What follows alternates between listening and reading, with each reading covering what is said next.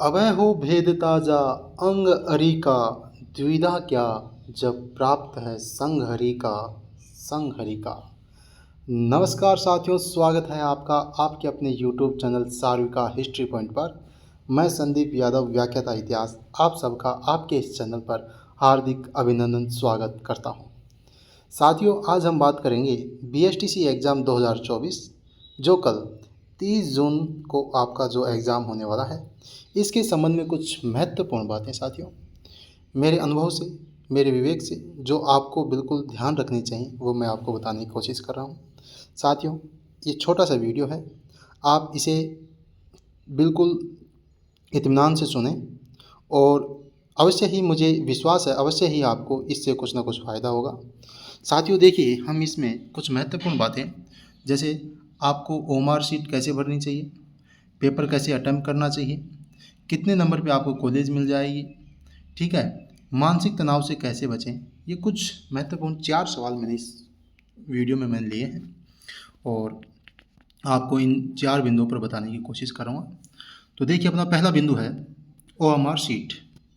बिना किसी समय को बर्बाद किए अपन सीधा टू द पॉइंट बात कर रहे हैं।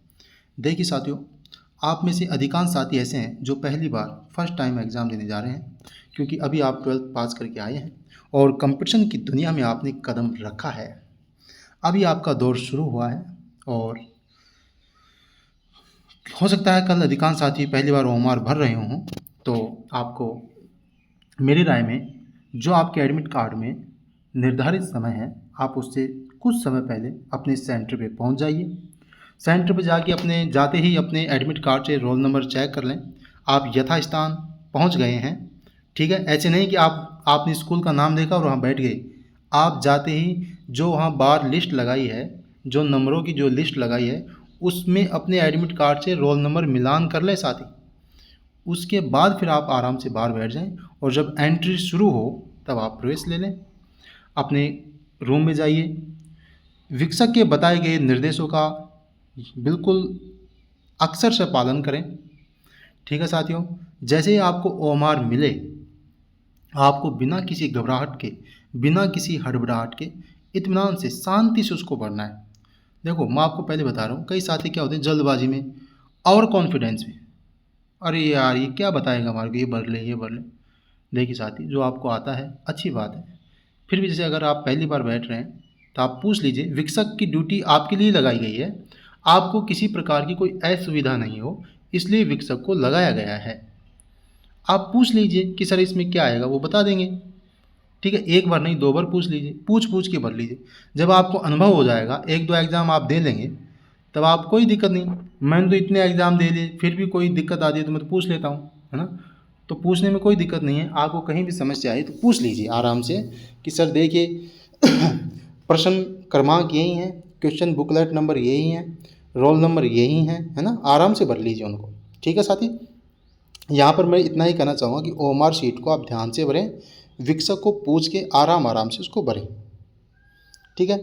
ये था अपना पहला बिंदु। अगला पॉइंट है साथियों, पेपर कैसे अटेम्प्ट करें। अब ये देखिए, पेपर कैसे अटेम्प्ट करें, कौन सा पार्ट पहले हल करें, इसको आपसे बेहतर कोई नहीं जानता। आप जानते हैं कि आप किस विषय में ज़्यादा मजबूत हैं, आपकी GK कैसी है, आपका टीचिंग एप्टीट्यूड कैसा है, आपकी रीजनिंग कैसी है, ठीक है, आपकी भाषा लैंग्वेज कैसी है, ये आपसे बेहतर। बताओ, मैं जानता हूँ क्या, या और कोई जानता है क्या? नहीं, आप जानते हैं कौन से पार्ट में आप मजबूत हैं, ये आप जानते हैं। तो जिसमें मजबूत है उसको कीजिए। नहीं तो मेरी राय में आप ऐसा करें, जैसे रीजनिंग के 50 क्वेश्चन होते हैं साथियों, रीजनिंग के 50 क्वेश्चन होते हैं, ठीक है।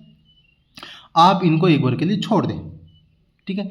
इसके अलावा टीचिंग एप्टीट्यूड आराम से इनको कर लें, GK के 50 क्वेश्चन इनको कर लें, और भाषा हिंदी और इंग्लिश, ठीक है। और यदि आपने संस्कृत ली हो तो वो, इनको आराम से आप कर लें। इनमें ज़्यादा समय नहीं लगाएं, ज़्यादा दिमाग नहीं लगाएं। जो आ रहा है वो आ रहा है, जो नहीं आ रहा है नहीं आ रहा। और नेगेटिव मार्किंग तो है नहीं, नेगेटिव मार्किंग तो है नहीं, प्रश्न आपको सारे अटैम्प्ट करने हैं, ठीक है। इनको फटाफट से हटा दो। अब बचे 50 क्वेश्चन रीजनिंग। अब आराम से रीजनिंग के लग जाओ। रीजनिंग को कैसे हल करोगे, चलिए रीजनिंग की बात करें। रीजनिंग के 50 क्वेश्चन हैं। कितने क्वेश्चन हैं? 50 क्वेश्चन। जैसे आपने पेपर लिया और पहले क्वेश्चन पे गए, ठीक है, पहला क्वेश्चन आपने देखा कि इजी है, मेरे को आता है, तो कर दो उसको। प्रश्न को देखते ही आपको समझ में आ जाएगा कि ये मेरे को आ रहा है कि नहीं आ रहा है। अगर कोई ऐसा प्रश्न है जो थोड़ा सा समय ले रहा है ज़्यादा, उसको एक बार के लिए ऐसे मार्क लगा के छोड़ दो, ठीक है। फिर अगले प्रश्न पे जाएं, देख लीजिए आ रहा है, ठीक है, कर दीजिए। फिर अगले पे जाएं, आ रहा है, कर दीजिए। फिर अगले पे जाएं, नहीं आ रहा, उसको छोड़ दीजिए, फिर जाएं। मेरा मतलब ये है कि जैसे आप मान लो प्रश्न कर रहे हैं और चौथे प्रश्न पे पहुंच गए, लेकिन चौथा प्रश्न नहीं आ रहा है, आप माथापच्ची कर रहे हैं, नहीं नहीं रीजनिंग का कैसे गलत हो सकता है, रीजनिंग तो मेरी बहुत ज़्यादा स्ट्रांग है, रीजनिंग तो गलत हो ही नहीं सकती। अति आत्मविश्वास में न आए। अगर नहीं आ रहा एक बार के लिए छोड़ दें, एक बार के लिए छोड़ दें, लास्ट में देख लेना, उसको छोड़ दें। आगे बढ़ें, पाँचवें पे जाएं, उसको करें। पाँचवा नहीं आ रहा, छोड़ दो, छठे पे जाएं। छठा नहीं आ रहा, छोड़ दो, सातवें पे जाएं, आठवें पे जाएं। इस प्रकार कंप्लीट 50 क्वेश्चन तक आप पहुँचें। जो इजी उनको सुलटाएं।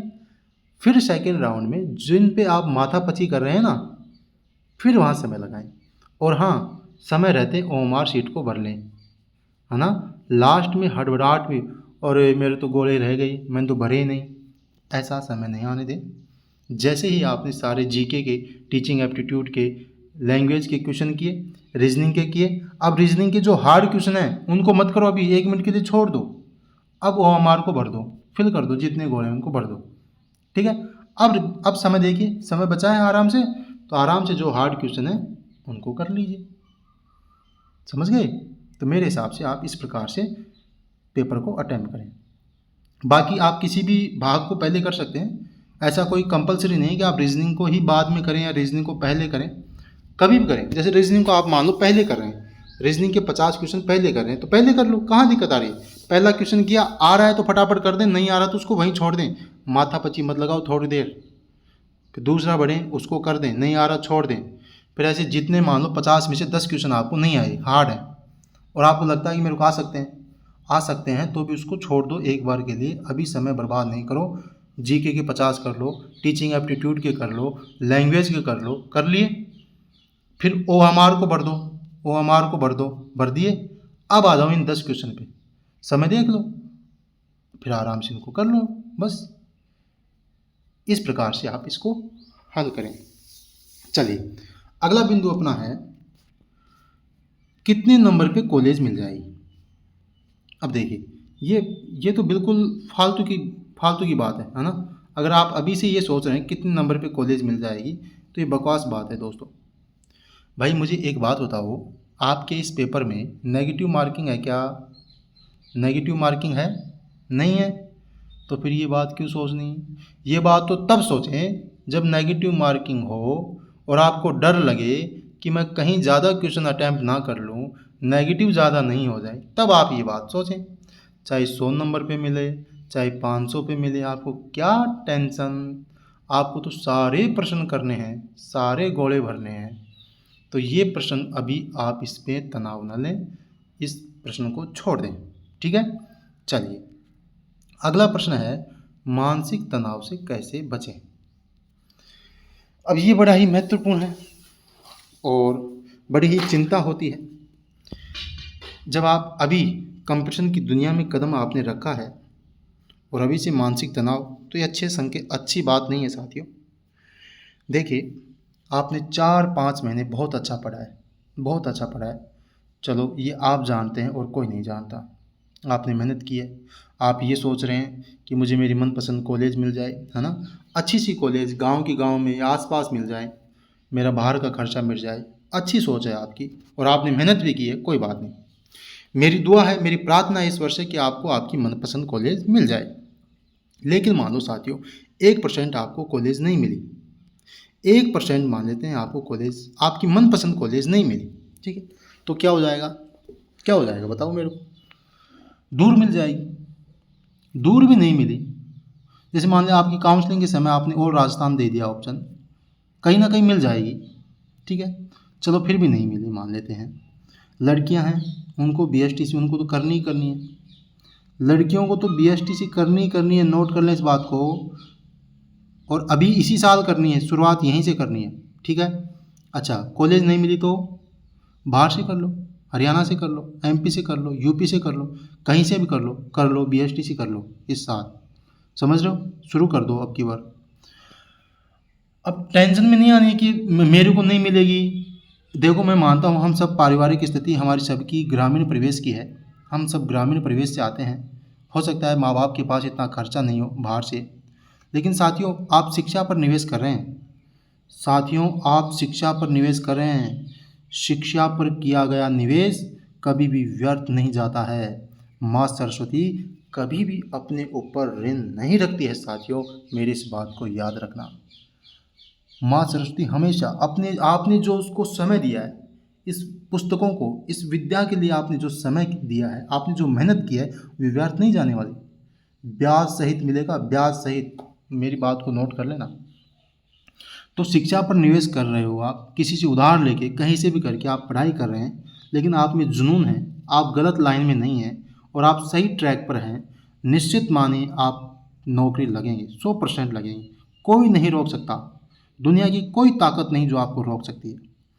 ये बीएसटीसी का एग्ज़ाम है, ठीक है, केवल आपको कॉलेज के लिए पास करना है।